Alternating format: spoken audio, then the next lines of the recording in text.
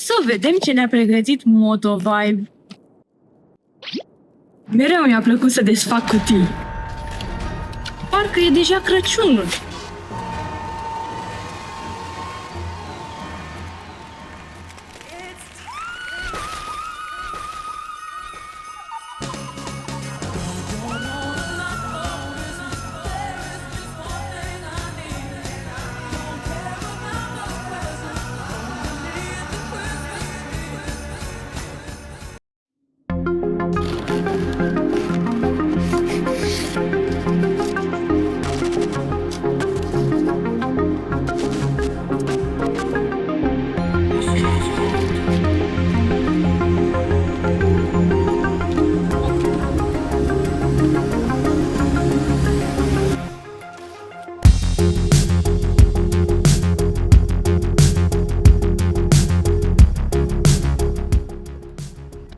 Știi momentul ăla în care ai nevoie de o cască decentă și nu vrei să-ți vinzi un rinichi?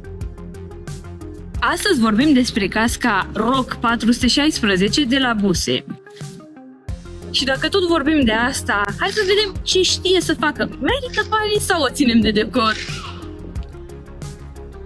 Casca e din ABS și nu vorbesc de frâne de anti-lock braking system. Vorbesc de material. Acrilonitrit butadien stiren. Ți se plimbă limba în gură, nu-i așa? Pe scurt, e o combinație între durabilitate și ok, nu e chiar așa de rău. La 1680 de grame, nu este cea mai ușoară cască pe care am văzut-o. Și dacă ne gândim un pic, e mult mai grea decât o sticlă de apă.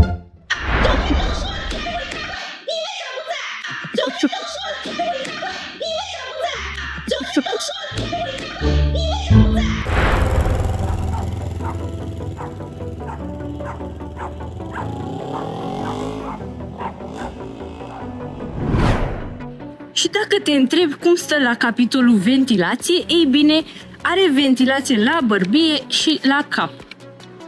Așa că pe căldură o să fii destul de bine ventilat și pe răcoare închizi ventilațiile, că na. Căptușala interioară, respirabilă, detașabilă și lavabilă, perfectă dacă transpiri. Atenție, nu doar părul se spală.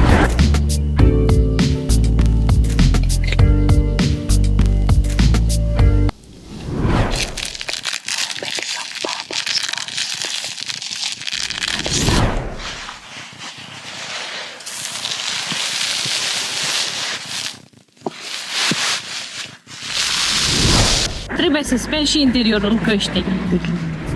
Plus că se scoate foarte ușor.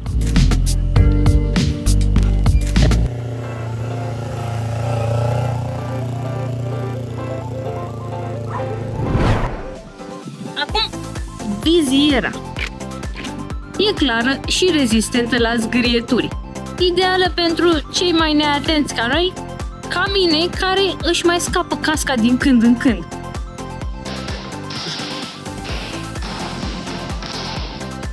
Și, serios acum, poți să o schimbi fără să fii mare inginer. Adică, dacă ai două mâini funcționale, o să te descurci să o schimbi.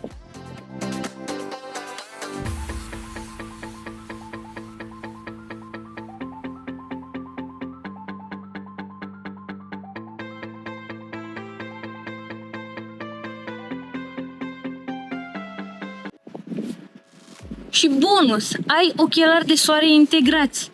Adică nu trebuie să mai schimbi neapărat viziera cu una fumurie ca să nu vezi nimic noaptea sau când ți-e lumea mai dragă. Pe lângă asta, viziera este pregătită și pentru pin lock. Adică, dacă este frig, nu o să ți se mai aburească viziera când mergi cu ea închisă.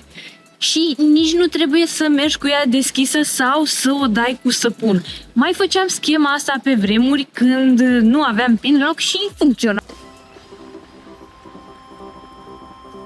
Știi ce e ăla sistem de închidere cu clichet sau închidere micrometrică? E chestia asta de aici. Un sistem simplu și eficient. Se închide și se deschide foarte ușor, chiar și cu mânuși. Și ca să nu facem aburi și vânt în cască, avem un deflector de vânt și respirație.